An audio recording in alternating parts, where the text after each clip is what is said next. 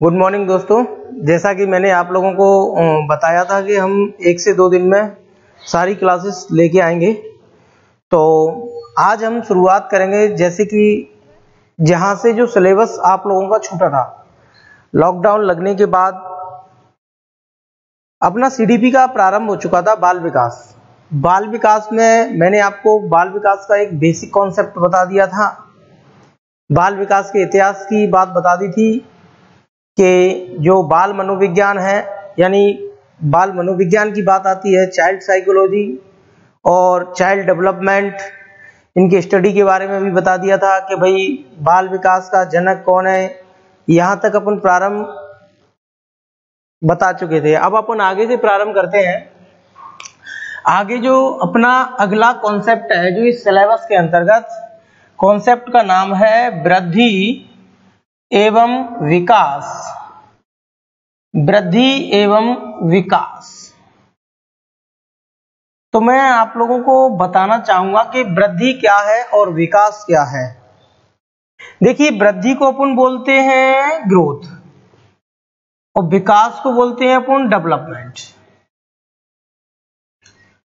देखिए, growth and development ये concept ऐसा है कि देखिए इस कॉन्सेप्ट से क्वेश्चन पूछता है निम्नलिखित में से कौन सी विकास की विशेषता नहीं है।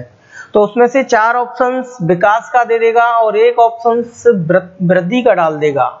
तो इस तरीके से यहाँ पर क्वेश्चन बनते हैं ग्रोथ एंड डेवलपमेंट में से। बहुत ही अच्छा कॉन्सेप्ट है और यहाँ से क्वेश्चन ज्यादातर बनते रहते हैं।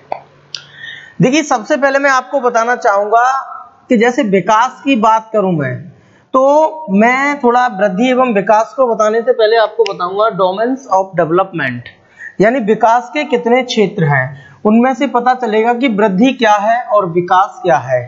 देखिए, मैं बताता हूं सबसे पहले आपको विकास के क्षेत्र।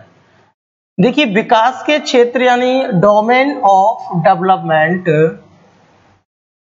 देखिए, डोमेन ऑफ डेवलपमेंट की चर्चा करूं। देखिए, डोमेन ऑफ डेवलपमेंट में सबसे पहला, जैसे कि मैं आपको बताऊं, शारीरिक विकास यानी फिजिकल डेवलपमेंट। शारीरिक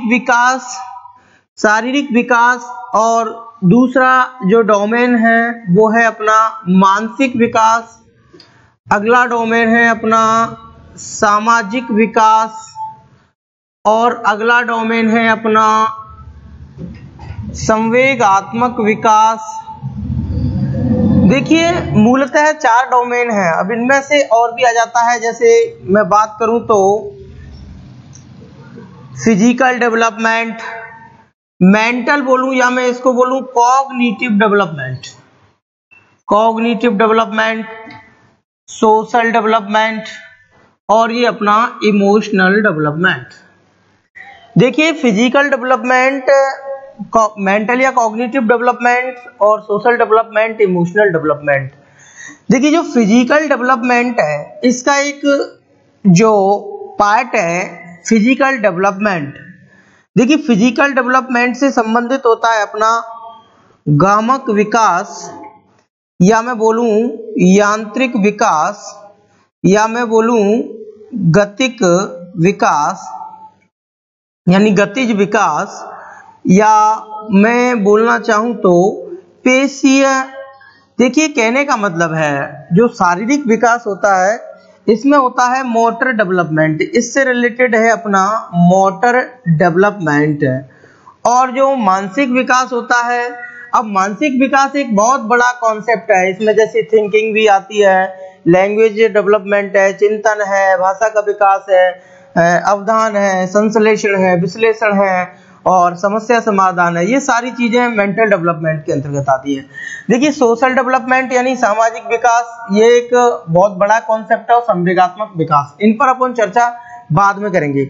अभी थोड़ा मैं मूलतः आपको विकास और इनके बारे में बताना चाहूंगा।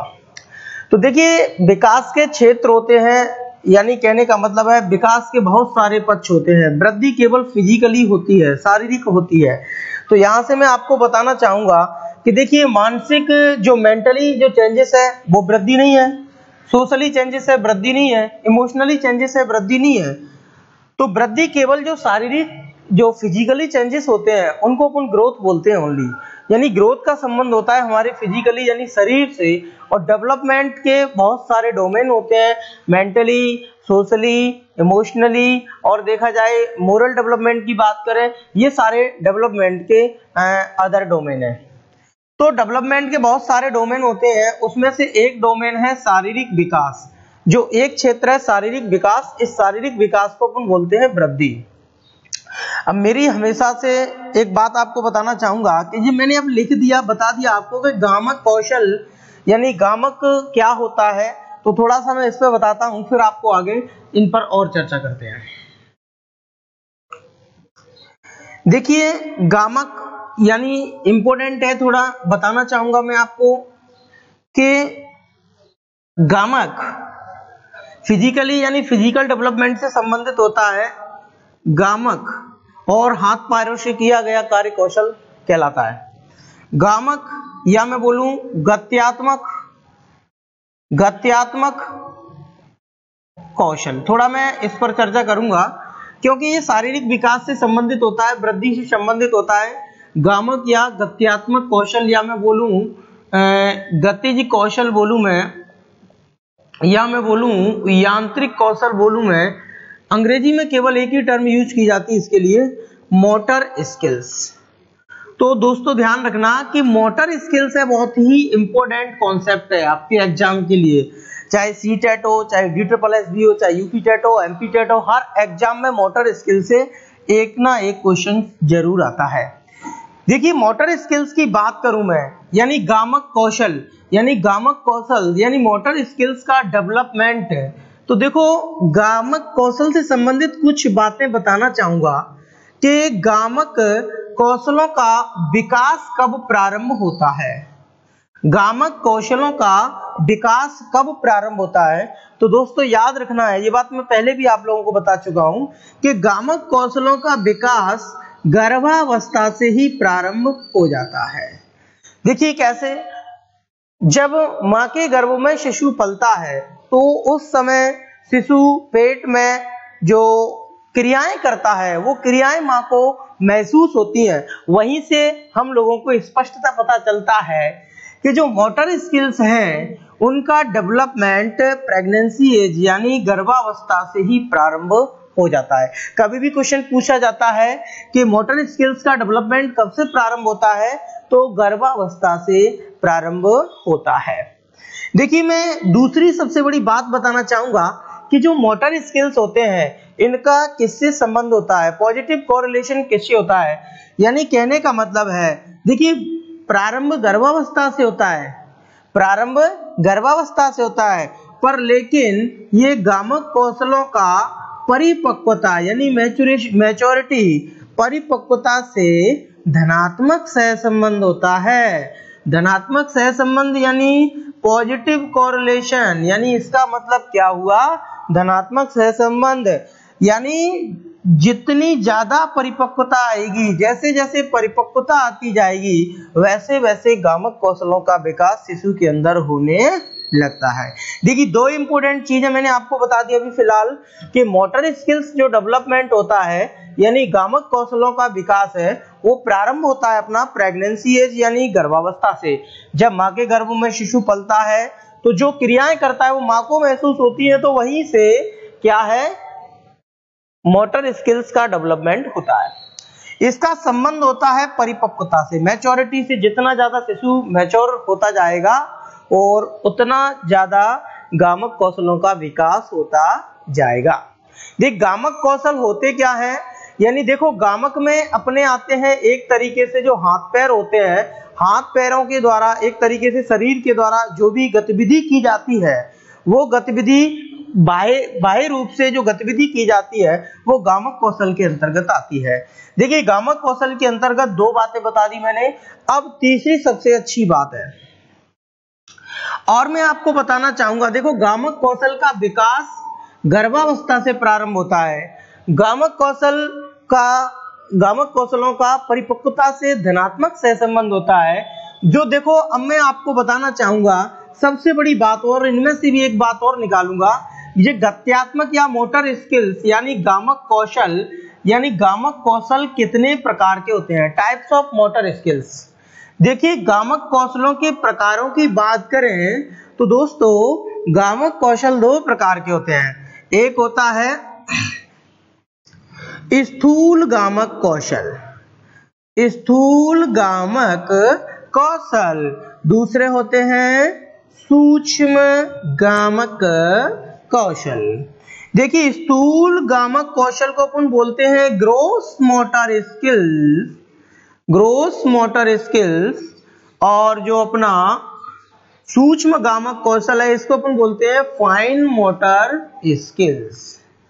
अब मैं आपको बताना चाहूंगा कि स्थूल गामक कौशल कौन से होते हैं, सूक्ष्म गामक कौशल कौन से होते हैं। ये जो मैं अभी पार्ट बता रहा हूं बहुत इंपॉर्टेंट है, हर एग्जाम में एक ना एक क्वेश्चन यहां से जरूर बनता है। देखिए स्थूल गामक कौशलों की अपन चर्चा करें, ग्रोस मोटर स्किल्स और फाइन मोटर स्किल्स। देखो ग्रोस मोटर स्किल्स कौन से होते हैं, देखिए कहने का मतलब ये है ग्रोस मोटर स्किल्स, ध्यान देना, ग्रोस मोटर स्किल्स कौन से होते हैं, स्थूल गामक कौशल कौन से होते हैं, यानी वे कौशल जिनमें शरीर के, मैं बोलूं तो संपूर्ण अंग या शरीर के बड़े अंग, यानी कहने का मतलब है स्थूल गामक कौशल कौन से होते हैं, वे कौशल जिनमें शरीर के संपूर्ण अंग या बड़े अंग सक्रिय होते हैं। क्या होते हैं?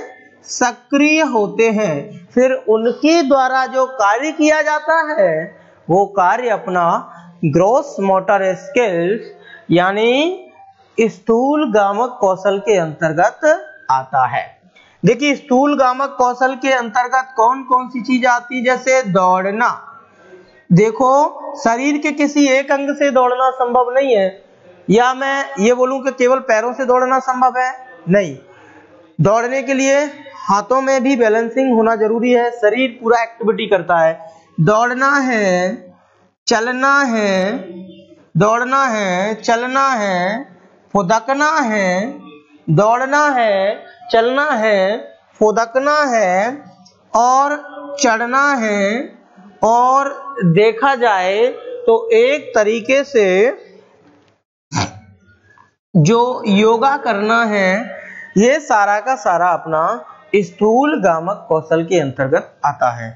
अब बात करेंगे अपन सूक्ष्म गामक कौशल, फाइन मोटर स्किल्स। बहुत ही सिंपल कॉन्सेप्ट है।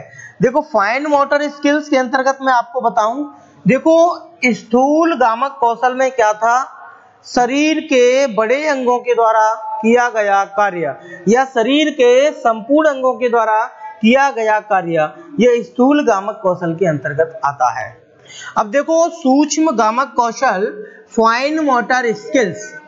फाइन मोटर स्किल्स की बात करूं तो फाइन मोटर स्किल्स में कौन सा कार्य होता है, किसी अंग विशेष का मतलब आप लोग जानते हैं। अंग विशेष में कहने का मतलब यह है, अंग विशेष में कोई एक अंग या किसी अंग विशेष या कोई एक अंग, जब शरीर का कोई एक अंग या अंग विशेष किसी कार्य को करता है तो वो अपना सूक्ष्म गामक कौशल के अंतर्गत आता है। जैसे कि कोई कार्य मैं स्पेशली बोलूं तो उंगलियों के द्वारा, यानी इसमें उंगलियों का कार्य है। उंगली, जैसे उंगलियों के द्वारा जो कार्य किया जा रहा है। अब उंगली एक अंग विशेष है या शरीर का एक पार्ट है, इसमें पूरा शरीर पैसिव रहता है, केवल उंगली एक्टिव रहेंगी। तो जैसे देखा जाए तो अपना लिखना है, बटन लगाना है और जूतों में फीते बांधना है, यानी जूतों में फीते बांधना है, लिखना है, बटन लगाना है, जूतों में फीते बांधना है और देखना है टाई बांधना है, कपड़े पहनना है, ये सारे के सारे अपने फाइन मोटर स्किल्स आते हैं। देखो ज्यादातर स्टूडेंट्स हैं वो सभी जानते हैं सुई में धागा डालना है फाइन मोटर स्किल्स है। ज्यादातर स्टूडेंट जानते हैं इनके बारे में कि कौन से ग्रोस मोटर स्किल्स होते हैं और कौन से फाइन मोटर स्किल्स होते हैं। ये आप लोगों को दिख रहा होगा और स्क्रीनशॉट ले लेना इसका। ये जो टाइप्स होते हैं gross motor skills and fine motor skills, तो आप लोग स्क्रीनशॉट थोड़ा लेने का प्रयास करेंगे। इसके बाद मैं और चर्चा करता हूं।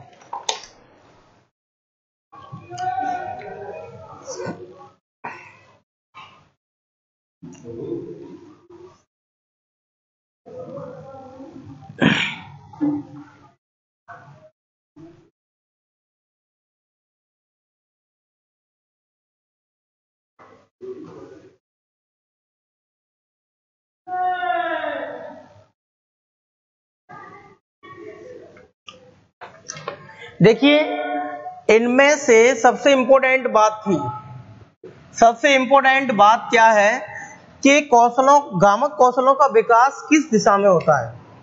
गामक कौशलों का विकास, देखो मैंने अभी आपको बता दिया कि गामक कौशल दो प्रकार के होते हैं, स्थूल गामक कौशल और सूक्ष्म गामक कौशल।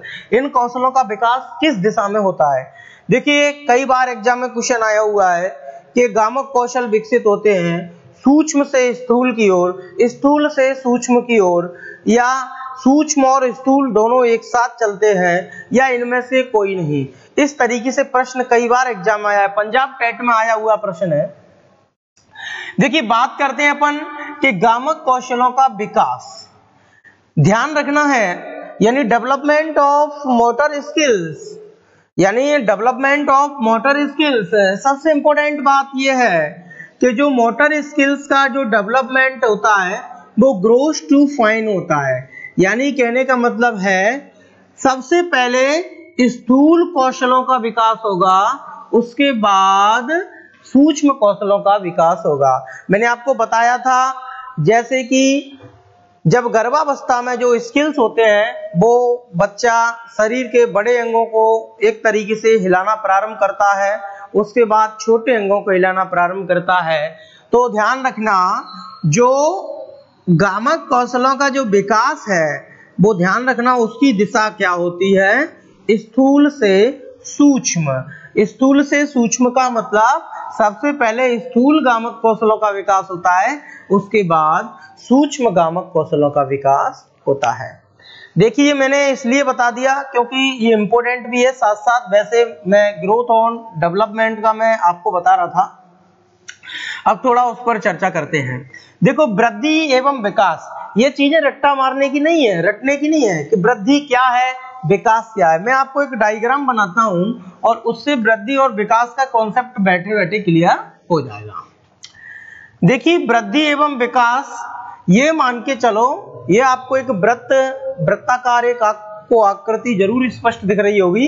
इस आकृति में मैं आप लोगों को बताना चाहूंगा कि देखिए मैं ये विकास के सभी क्षेत्रों को इस आकृति में समाहित करता हूं। अभी देखिए इसमें मैंने ये बना दिया मानसिक विकास, ये बना दिया मैंने इसमें नैतिक विकास, ये बना दिया मैंने इसमें सामाजिक विकास, ये बना दिया मैंने इसमें संवेगात्मक विकास, ये बना दिया मैंने इसमें भाषा का विकास यानी लैंग्वेज डेवलपमेंट, और इसमें बीच में मैंने बना दिया देखा जाए तो शारीरिक विकास।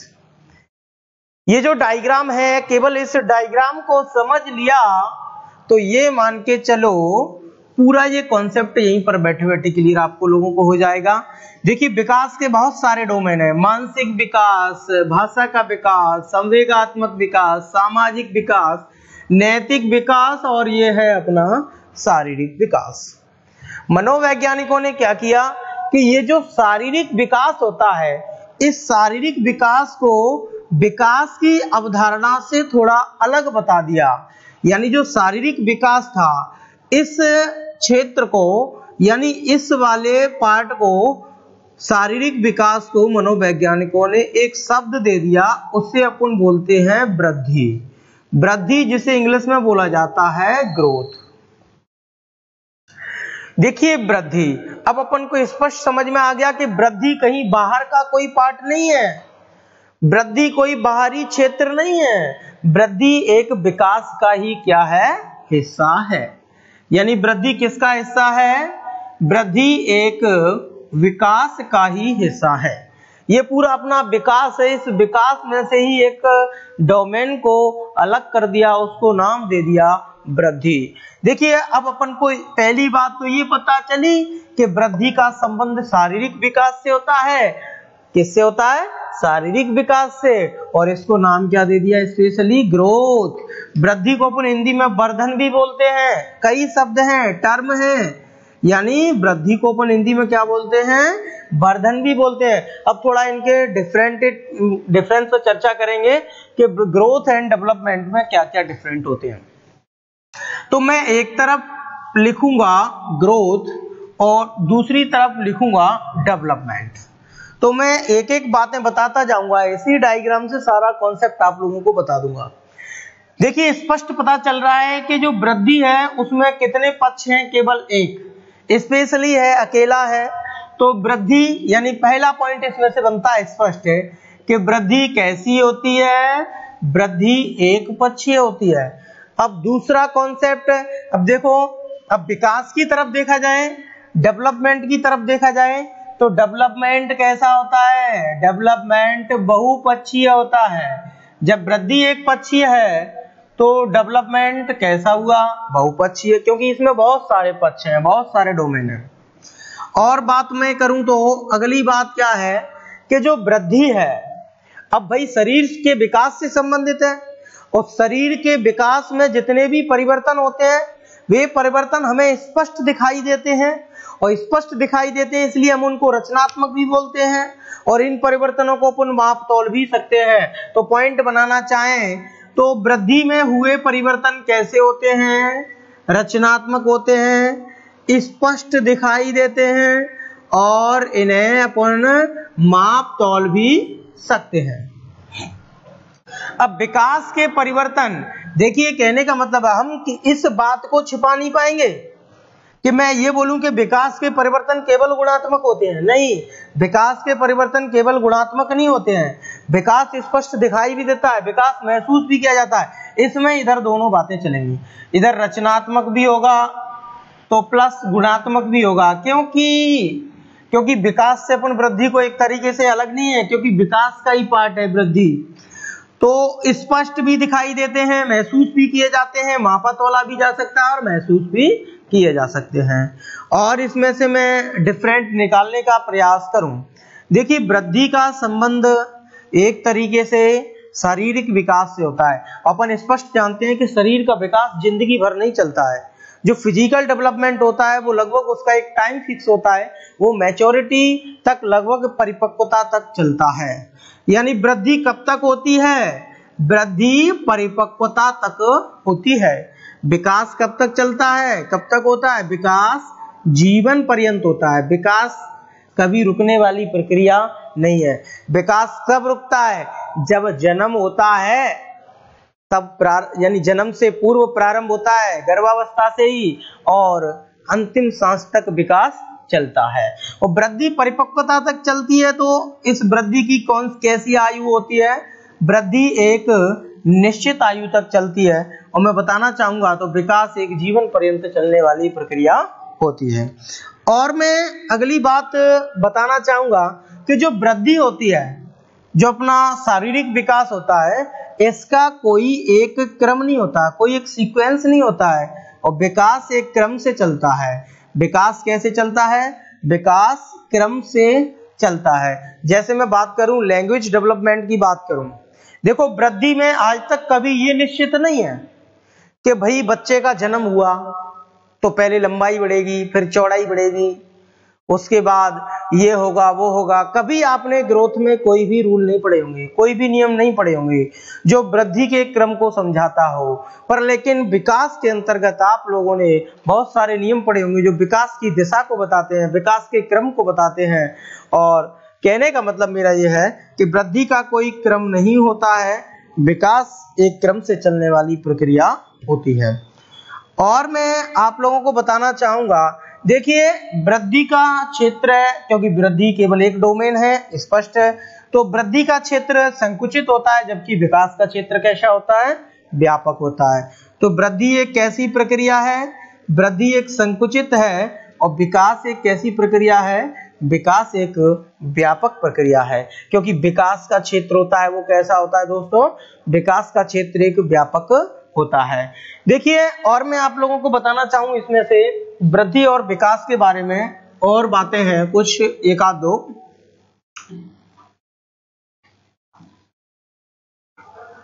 वृद्धि और विकास के संबंध में जैसे जो ग्रोथ होता है ना, ग्रोथ इसके इन्फॉर्मर, यानी जो वृद्धि के जो वृद्धि कैसी होती है, वृद्धि होती है विवृद्धि सूचक, विवृद्धि सूचक होती है। और विकास कैसा होता है, विवृद्धि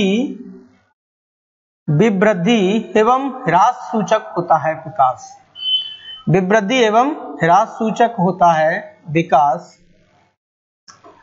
देखिए विवृद्धि सूचक और ह्रास सूचक, विवृद्धि का मतलब यह है कि ग्रोथ में जितने भी परिवर्तन होंगे, वृद्धि में जितने भी बदलाव होंगे, उन बदलावों का संबंध हमेशा बढ़ने से होगा।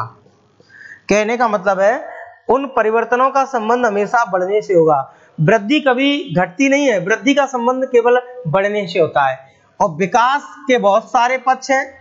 अब देखिए कहने का मतलब है एक बालक है, उसकी भाषा का विकास अधूरा है, पर लेकिन संवेगात्मक विकास अच्छा है, मानसिक विकास अधूरा है, भाषा का विकास अच्छा है।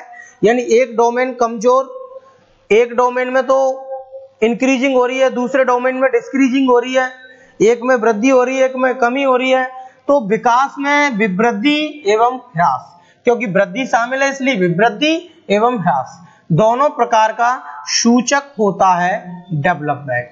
ये अपना वृद्धि और विकास का कॉन्सेप्ट था, कुछ नहीं है, बहुत ही सिंपल कॉन्सेप्ट है, रट्टा नहीं मारने का है, केवल समझना है ये कॉन्सेप्ट है क्या।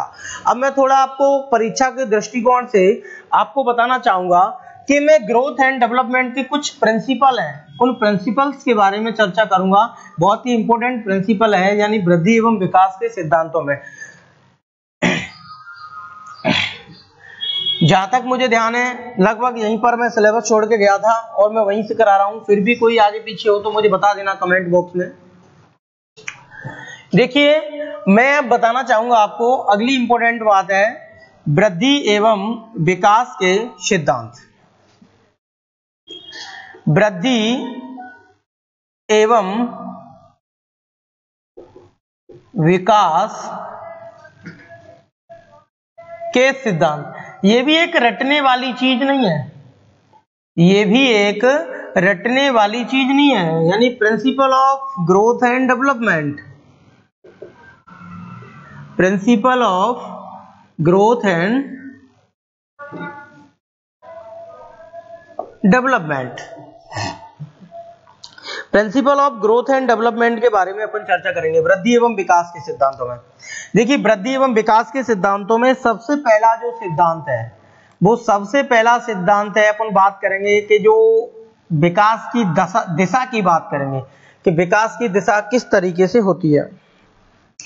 सबसे पहले यानी वृद्धि एवं विकास के सिद्धांत में सबसे पहले आपको बताऊंगा मैं विकास की दिशा। देखिए विकास की दिशा के अंतर्गत दो सिद्धांत होते हैं, वृद्धि एवं विकास के सिद्धांतों में, इन्हीं सिद्धांतों से मिलकर लगभग सारे सिद्धांत बने हुए हैं।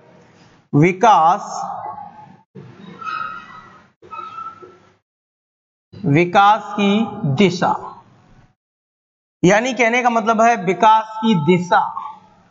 विकास की दिशा के अंतर्गत दो सिद्धांत आते हैं जो विकास के सीक्वेंस को बताते हैं, डेवलपमेंट किस सीक्वेंस से होता है, किस क्रम से होता है। विकास की दिशा के अंतर्गत दो सिद्धांत हैं। पहला सिद्धांत है, ये दोनों सिद्धांत कप्पू स्वामी महोदय के द्वारा प्रतिपादित किए गए थे। पहला सिद्धांत है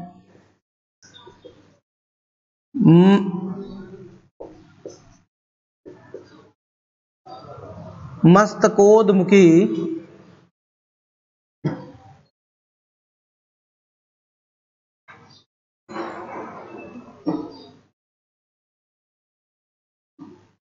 या इसे अपन सिरापुच्छीय, सिरापुच्छीय या इसे अपन सिरापदाभिमुखी,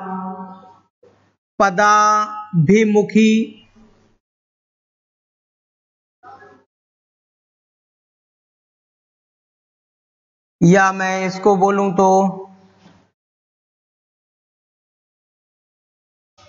मस्तक पाद सिद्धांत। देखिए मस्तकोद्मुखी, देखिए मस्तकोद्मुखी, देखिए मस्तक और प्लस ओद, यानी इसमें विकास का जो मुख होता है, विकास की जो दिशा होती है वो मस्तक से प्रारंभ होती है। देखो इसमें एक शब्द है, ठीक है क्या, और उसका जो मुख है वो किधर की ओर चलता है, पैर की ओर, ठीक है क्या। सिरापुच्छीय यानी सिरा से प्रारंभ होती है और पुच्छों तक चलती है। सिरापदाभिमुखी यानी सिर से पैरों की ओर। मस्तक पाद यानी मस्तक से पैर की ओर। इस थ्योरी को अपन इंग्लिश में बोलते हैं सिफेलोकॉर्डल।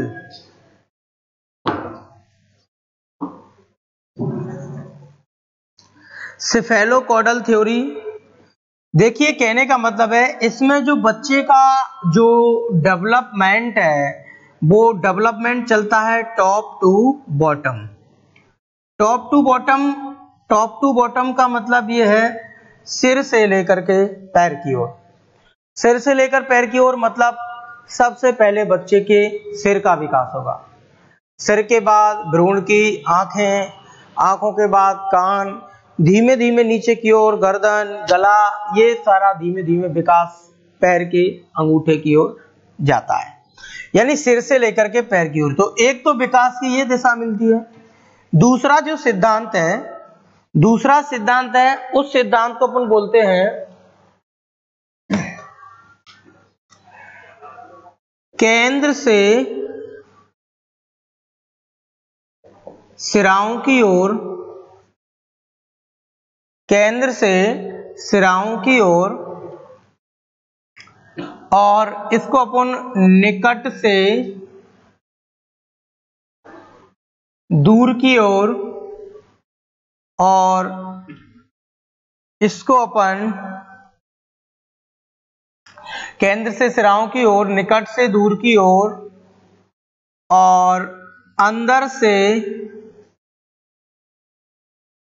बाहर की ओर विकास का सिद्धांत भी बोलते हैं।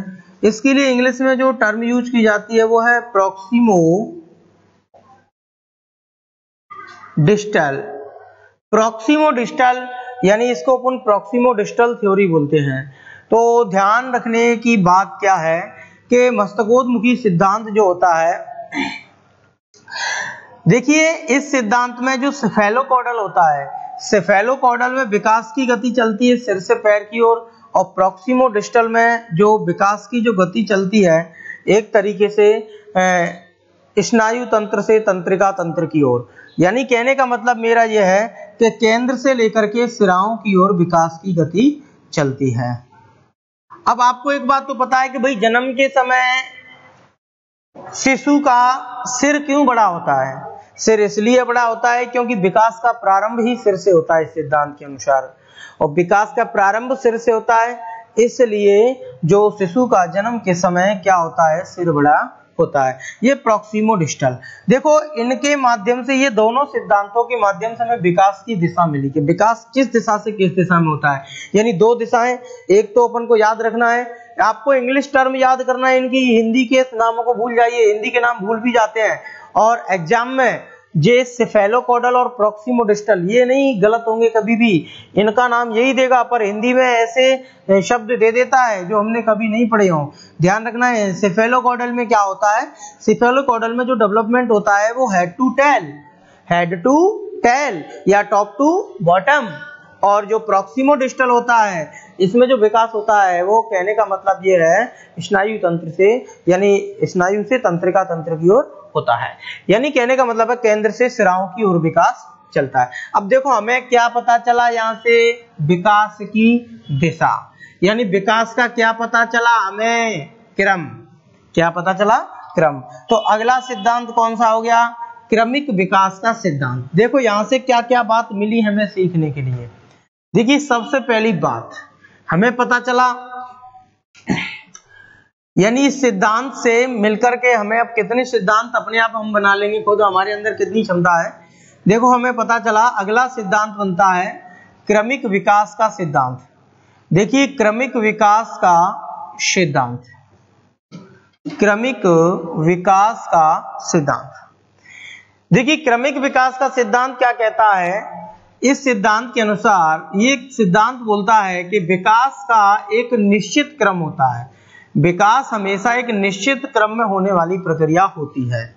अब देखो हमें क्या पता चला, विकास का क्रम पता चला इससे कि विकास हमेशा एक क्रम में ही होता है। तो अगला सिद्धांत कौन सा बन गया, क्रमिक विकास का सिद्धांत। और क्रमिक विकास के सिद्धांत से हमें स्पष्ट हुआ, पता चला कि विकास का एक निश्चित क्रम होता है। अब कहने का मतलब जब हमें विकास का एक निश्चित क्रम पता चला कि विकास हमेशा निश्चित क्रम में होता है, तो क्या हुआ, अगला सिद्धांत कौन सा बनता है, विकास का भविष्यवाणी का सिद्धांत। यानी जब विकास का एक निश्चित क्रम होता है, क्या होता है, विकास का एक निश्चित क्रम होता है, तो क्रम के आधार पर अपन क्या कर देते हैं, विकास की भविष्यवाणी। देखो ध्यान रखना, विकास हमेशा पूर्वानुमेय होता है, पूर्व में ही अनुमान इसका लगाया जा सकता है कि बालक भविष्य में क्या कर सकता है। तो विकास की भविष्यवाणी का सिद्धांत, देखो विकास की दिशा के सिद्धांत से हमें दो सिद्धांत और मिले कि विकास का एक निश्चित क्रम होता है। दूसरा मिला कि क्रम के आधार पर हमें पता चलता है, हमें पता है कि विकास एक क्रम में चलता है, तो क्रम को लिहाजे में रखते हुए हम विकास की क्या कर देते हैं, विकास की भविष्यवाणी भी क्या है, हम बड़ी आसानी से कर देते हैं। अब ये भी सिद्धांत उनको पता चला। देखो अब अगली मैं बात करता हूं सिद्धांत की। अगला सिद्धांत है निरंतर विकास का सिद्धांत। देखिए निरंतर विकास का सिद्धांत, ठीक है क्या, यानी कहने का मतलब है निरंतर विकास का जो सिद्धांत है, थ्योरी ऑफ डेवलपमेंट कंटिन्यूटी, यानी निरंतर विकास का सिद्धांत। देखो ये सिद्धांत क्या कहता है कि विकास कभी भी नहीं रुकता है, विकास कभी भी नहीं रुकता है। यानी निरंतर विकास का सिद्धांत क्या कहता है अपन से, अपन को क्या चीज बताता है कि विकास कभी भी नहीं रुकता है, कभी कम कभी ज्यादा, कभी कम कभी ज्यादा, कभी कम कभी ज्यादा गति से विकास होता रहता है अवस्थाओं के अनुसार, पर लेकिन हम विकास को कभी भी रोक नहीं सकते हैं। देखो हमें दिशा से क्रम पता चला, और जब क्रम पता चला है तो हम उसकी भविष्यवाणी भी कर सकते हैं, और पता है कि विकास का एक क्रम है, तो विकास एक निरंतर चलने वाली प्रक्रिया है, विकास एक निरंतर चलने वाली प्रक्रिया है, ध्यान रखना। पर लेकिन विकास कभी रुकता नहीं है, पर विकास की जो गति होती है वो कभी कम ज्यादा होती रहती है। विकास की जो गति है वो गति कम ज्यादा, यानी स्पीड लो एंड हाई होती रहती है। विकास की गति कैसी होती रहती है, कभी कम कभी ज्यादा। ये सिद्धांत हमें ये सिखाता है। देखिए अब इसके बाद अपन को पता चला कि भाई विकास की गति कभी कम कभी ज्यादा, कभी कम कभी ज्यादा क्यों होती है, यानी कहने का मतलब है विकास की गति कभी कम कभी क्यों ज्यादा होती है, क्योंकि डेवलपमेंट कैसा होता है, स्पाइरल होता है, स्पाइरल होता है। तो अगला सिद्धांत क्या है, विकास का चक्राकार, चक्राकार बोलूं मैं या बोलूं वर्तुलाकार सिद्धांत, विकास का चक्राकार या वर्तुलाकार सिद्धांत। देखिए अगला सिद्धांत क्या मिला हमें, विकास की स्पीड कभी कम कभी ज्यादा, कभी कम कभी ज्यादा क्यों होती है, क्योंकि विकास चक्राकार या वर्तुलाकार होता है। यानी कहने का मतलब है थ्योरी ऑफ स्पाइरल डेवलपमेंट बोलते हैं जिसको अपन, थ्योरी ऑफ स्पाइरल डेवलपमेंट। वर्तुलाकार को अपन बोलते हैं स्पाइरल। स्पाइरल का मतलब चक्राकार। देखिए विकास एक चक्राकार गति से चलता रहता है। विकास एक स्पाइरल है।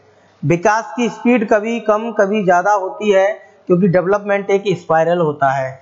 जैसे मैं आपको बताना चाहूंगा, एक आकृति बताना चाहूंगा। देखो आकृति वैसे ये स्पाइरल नहीं है, पर लेकिन मैं आपको इस आकृति के माध्यम से समझाना चाहूंगा। स्पाइरल आकृति इस तरीके से होती है। देखिए इस आकृति से मान के चलो कि यहाँ पर बच्चे का, शिशु का जन्म हुआ, इन्फेंसी एज प्रारंभ हो गई। अब यहाँ पर जन्म हुआ तो विकास की स्पीड कैसी होगी? ज्यादा होगी क्योंकि ढलान वाला मामला है। अब मान के चलो यहां से यहां तक चली इन्फेंसी एज, और यहां पर अच्छा हाँ, तो कहने का मतलब है यहां से अपनी चली इन्फेंसी एज, ये मैं बताना चाहूंगा दोबारा, यहां से इन्फेंसी एज प्रारंभ होती है। तो जब इन्फेंसी एज यहां से प्रारंभ होती है तो ये देखिए एक सतह ढलान वाली है। तो इन्फेंसी एज यानी विकास की गति कैसी हुई? तीव्र होगी। यहाँ पर स्वाभाविक सी बात है। जैसे ही ये चढ़ाई वाला मामला आता है तो ये मान के चलो विकास की अगली स्टेज लगी चाइल्डहुड एज। अब चाइल्डहुड एज ये चली तो विकास की गति धीमी होगी। अब यहाँ से फिर लग जाती है एडोलसेंस एज, तो विकास की गति कैसी हो जाती है? तीव्र हो जाती है। इसलिए अपन बोलते हैं कि विकास चक्राकार या वर्तुलाकार हमेशा होता है। विकास यानी स्पाइरल होता है। ठीक है क्या? ये बातें अपन को पता चली। अब आगे और मैं आपको बताना चाहूंगा।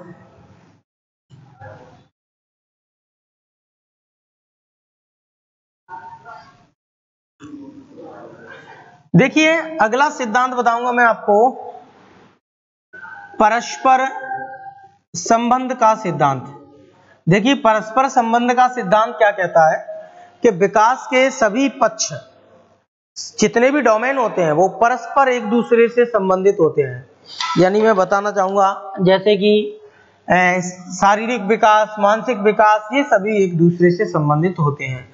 अगला सिद्धांत है विकास का एकीकरण का सिद्धांत। देखिए एकीकरण का सिद्धांत क्या होता है?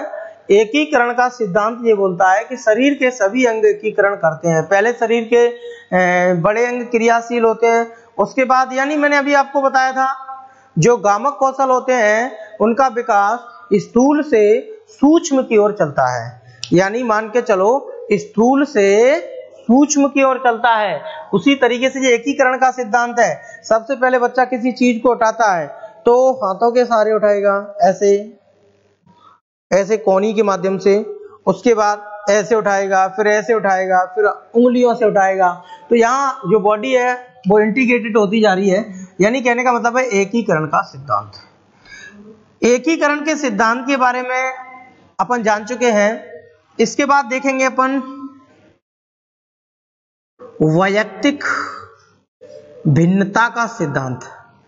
इंडिविजुअल डिफरेंसेस बोलते हैं इसको अपन, वैयक्तिक भिन्नता का सिद्धांत। यानी कहने का मतलब theory of development individual differences. देखिए व्यक्तिगत विभिन्नताएं क्या होती हैं? व्यक्तिगत विभिन्नताओं के माध्यम से अपन को स्पष्ट ये पता चलता है कि विश्व के प्रत्येक बच्चे के विकास की, विश्व के प्रत्येक बच्चे की यानी विकास की दर बोलूं मैं या मैं रास्ता बोलूं, सॉरी विकास की गलत लिख गया मैं थोड़ा, विकास का रास्ता बोलूं मैं, विकास का क्रम बोलूं मैं, या विकास की क्या बोलूं मैं, दिशा बोलूं। ये दिशाएं क्या होती हैं? समान होती हैं। ये सारी चीज समान होती हैं, पर लेकिन जो विकास की जो गति होती है वो गति अलग अलग, किसी में विकास कोई ज्यादा है, किसी में कम है। ये सारा का सारा क्यों होता है? इंडिविजुअल डिफरेंसेस के कारण होता है। देखिए एक बार एग्जाम में क्वेश्चन आया हुआ है कि राम श्याम से 50% अधिक अंक प्राप्त करता है। देखिए राम श्याम से 50% अधिक अंक प्राप्त करता है। यह विकास का यह कथन विकास के कौन से सिद्धांत का पालन करता है? तो देखिए विकास के कौन से सिद्धांत का पालन करता है? स्वाभाविक सी बात है, वैयक्तिक विभिन्नताएं। क्योंकि कहने का मतलब यह है कि विकास चल रहा है, विकास हो रहा सभी का है, पर किसी में कोई विकास की गति ज्यादा है, किसी में किसी विकास की गति कम है, यानी इंडिविजुअल डिफरेंसेस जरूर होती हैं। यानी राम श्याम से 50% अधिक अंक प्राप्त करता है, स्वाभाविक सी बात है, ये व्यक्तिगत विभिन्नता का सिद्धांत यहाँ पर लागू होता है। अब देखिए, अब अपन बात करते हैं और आगे विकास का जो अगला सिद्धांत है उस सिद्धांत की अपन बात करें तो अगला सिद्धांत है समान प्रतिमान का सिद्धांत। देखिए समान प्रतिमान का सिद्धांत, देखिए समान प्रतिमान का मतलब क्या हुआ? इस सिद्धांत को देने वाले थे हरलॉक, महिला मनोवैज्ञानिक है श्रीमती हरलॉक। इस सिद्धांत को देने वाली थी श्रीमती हरलॉक। अगर हरलॉक ऑप्शन में नहीं मिलता है तो गैसल को चुनना है, क्योंकि गैसल ने इसका बाद में समर्थन किया था। देखिए समान प्रतिमान, चाहे अमेरिका का बच्चा हो, चाहे इंडिया का बच्चा हो, चाहे जापान का बच्चा हो, किसी भी देश का बच्चा हो, विश्व में कहीं का भी बच्चा हो, जब उसका जन्म होता है, जन्म के समय जो उसका शारीरिक जो बनावट होती है, चेहरे की जो बनावट होती है, जो मॉडल होता है, जो प्रतिमान होता है, वो कैसा होता है? समान होता है। इसे अपन क्या बोलते हैं? समान प्रतिमान का सिद्धांत। देखिए अगले सिद्धांत की बात करूं मैं तो सामान्य से विशिष्ट क्रियाओं का सिद्धांत। पहले बालक सामान्य क्रियाओं को करता है, उसके बाद बालक विशिष्ट क्रियाओं को करता है। तो कहने का मतलब मेरा यह है कि वृद्धि एवं विकास के सिद्धांत के बारे में इतनी जानकारी थी। अब सबसे इंपॉर्टेंट बात यह है कि मैं और आपको बताना चाहूंगा। देखिए विकास के बारे में कौन कौन सी बातें सत्य हैं और विकास के बारे में क्या असत्य है। देखिए कहने का मतलब है विकास के संबंध में मैं चर्चा करूंगा आपसे थोड़ा ये सिद्धांतों को पढ़ाने के बाद कि विकास के बारे में कौन सी बात सत्य है एवं कौन सी बात असत्य है। सबसे पहली मैं बात करूं कि विकास में वृद्धि यानी वृद्धि विकास हो सकती है। दूसरी मैं बात करूं, दूसरी सबसे इंपॉर्टेंट बात करूं कि विकास में कमी शामिल है। तीसरी इंपॉर्टेंट बात करूं, विकास अग्रोन्मुखी होता है, विकास अग्रोन्मुखी होता है। चौथी सबसे इंपॉर्टेंट बात बताऊं, क्या विकास पश्चिमगामी होता है। पांचवी सबसे पहली इंपॉर्टेंट बात बताऊं कि विकास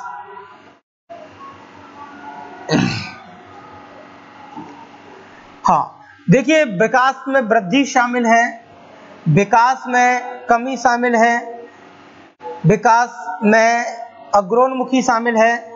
और अगली बात बताऊं, विकास रेखीय होता है और विकास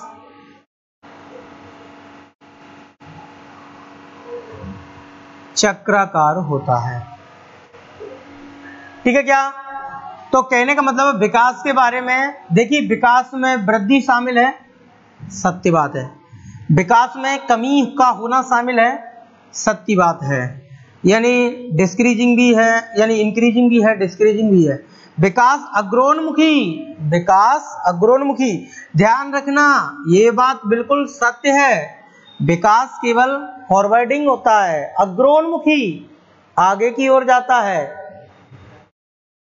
पर लेकिन विकास कभी भी ध्यान रखना बैकवर्डिंग नहीं होता है, पश्चिमगामी नहीं होता है।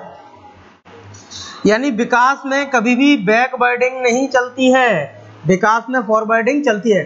तो विकास के बारे में मैंने 5 बिंदु यानी 6 बिंदु आपके सामने लिखे हुए हैं। पहला बिंदु है अपना विकास में वृद्धि शामिल है, सत्य बात है। विकास में कमी का होना शामिल है, यानी सत्य बात है। विकास अग्रोन्मुखी होता है, सत्य बात है। क्या विकास पश्चिमगामी होता है? बिल्कुल असत्य बात है, गलत बात है। विकास कभी भी पश्चिमगामी नहीं होता है। अगर विकास पश्चिमगामी होता तो पूर्वानुमेय नहीं लगा पाते। विकास पश्चिमगामी होता तो एक तरीके से विकास की दिशा को नहीं बता सकते, क्योंकि विकास रिपीट भी मार सकता है। तो विकास के बारे में पश्चिमगामी होना ये कथन बिल्कुल गलत है। विकास लाइनर होता है, लीनियर होता है, यानी रेखीय होता है, ये भी बात बिल्कुल गलत है। अगर विकास रेखीय चलता तो विकास एक तरीके से व्यक्तिगत भिन्नताएं खत्म हो जाती। अगर विकास रेखीय होता, मान के चलो मैंने बोल दिया लाइन, विकास की जो दिशा है वो लाइनर है। अगर विकास डेवलपमेंट लाइनर होता तो इंडिविजुअल डिफरेंसेस खत्म, क्योंकि विकास की दिशा ही विकास की हमें पता है, दिशा मालूम है, विकास का रास्ता मालूम है, और एक तरीके से देखा जाए तो विकास का क्रम मालूम है। पर लेकिन विकास की गति है वो हर बच्चे की अलग अलग होती है। तो अगर विकास रेखीय होता तो विकास की गति सबकी एक समान होती, तो व्यक्तिगत विभिन्नताएं खत्म हो रही, विश्व के सभी बच्चे एक जैसा काम, एक ही उम्र पर, फिर चाइल्ड साइकोलॉजी पढ़ने की जरूरत ही नहीं पड़ती। तो यानी विकास रेखीय होता है, ये बिल्कुल असत्य बात है। विकास के संबंध में देखो, विकास चक्राकार, बिल्कुल राइट बात है। विकास स्पाइरल होता है, विकास स्पाइरल है, तभी विकास की अपन को अलग अलग गति मिल रही है और विकास के संबंध में और सारी जानकारियां मिल रही हैं। धन्यवाद दोस्तों, अगली क्लास में फिर प्रारंभ करूंगा। धन्यवाद।